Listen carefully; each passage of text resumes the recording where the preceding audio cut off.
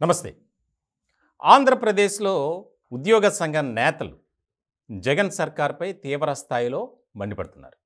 దానికి ప్రధానమైనటువంటి కారణం వారికి రావాల్సినటువంటి న్యాయమైనటువంటి ఏవైతే ఉన్నాయో డిమాండ్స్ ఫుల్ఫిల్ చేయాలి, నెరవేర్చాలి.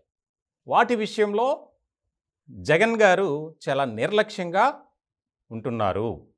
మాకు ఇచ్చినటువంటి హామీని కానీ చేసినటువంటి వాగ్దానాన్ని కానీ నిలబెట్టుకోలేదు. కాబట్టి మేము ప్రత్యక్ష ఆందోళనకు సిద్ధమవుతున్నామని గతంలోనే ప్రకటించారు. ఇట్లాంటి క్రమంలో గత వారం రోజుల నుంచి వారు దశల వారీగా ఆందోళన చేస్తున్నారు. నల్ల బ్యాడ్జీలు పెట్టుకొని కార్యాలయానికి వెళ్ళటం, లంచ్ బ్రేక్లో ప్లకార్డులతో అక్కడ ధర్నా చేయటం, ఇవన్నీ చేస్తున్నారు. ఇటువంటి సందర్భంలో ప్రభుత్వం దిగిరాకపోతే మాతో చర్చలు జరిపి ఏమైతే మేము న్యాయపరమైనటువంటి డిమాండ్స్ అడుగుతున్నామో వాటిని నెరవేర్చకపోతే చాలా ఆందోళన మాత్రం ఉధృతం చేస్తామని హెచ్చరించారు.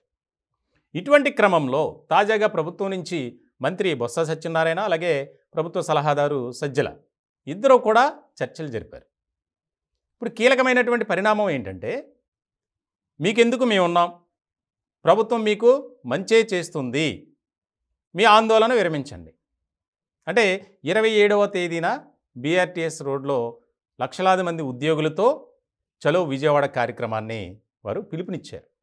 ఇలాంటి సందర్భంలో దాన్ని ఆపాలని ప్రభుత్వం ఒక ప్లాన్ వేసింది. ప్రభుత్వం చేసినటువంటి ఏదైతే టాక్స్ ఉన్నాయో, చర్చలు ఉన్నాయో వాటిలో ఎక్కడా కూడా ఉపయోగకరంగా లేవు. మమ్మల్ని మోసపూరితంగానే చూస్తుంది. మేమేదో గొంతెమ్మ కోరికలు కోరడం లేదు. మాకు రావాల్సినటువంటి డిమాండ్ ఏవైతే ఉన్నాయో వాటినే మేము నెరవేర్చమని అడుగుతున్నాం. పైగా ముఖ్యమంత్రి హోదాలో జగన్మోహన్ రెడ్డి గారు మాకు ప్రామిస్ చేశారు. పీఆర్సీ విషయంలో కానీ, మహిళలకు సంబంధించినటువంటి సమస్యలను పరిష్కరించడంలో కానీ, అలాగే పెండింగ్లో ఉన్నటువంటి డిఏలను విడుదల చేయడంలో కానీ ఇంకా కొన్ని సమస్యలు ఉన్నాయి, అన్నిటినీ నెరవేరుస్తామని చెప్పారు.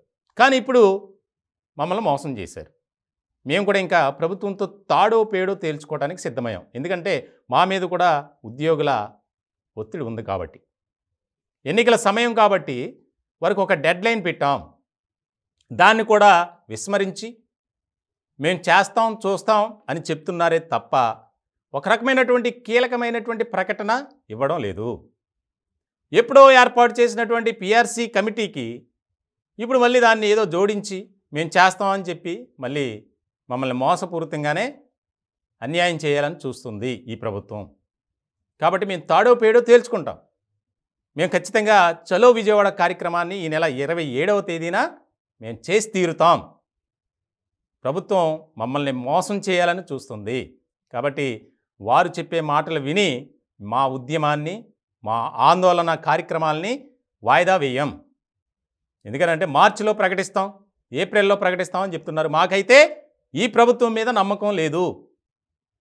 మీరు ఇప్పుడే తక్షణమే ప్రకటన చేస్తే మేము ఆందోళన విరమిస్తాం అనేది ఉద్యోగ సంఘ ప్రతినిధుల మాట. ప్రభుత్వ ధోరణి మాత్రం వేరేలా ఉంది.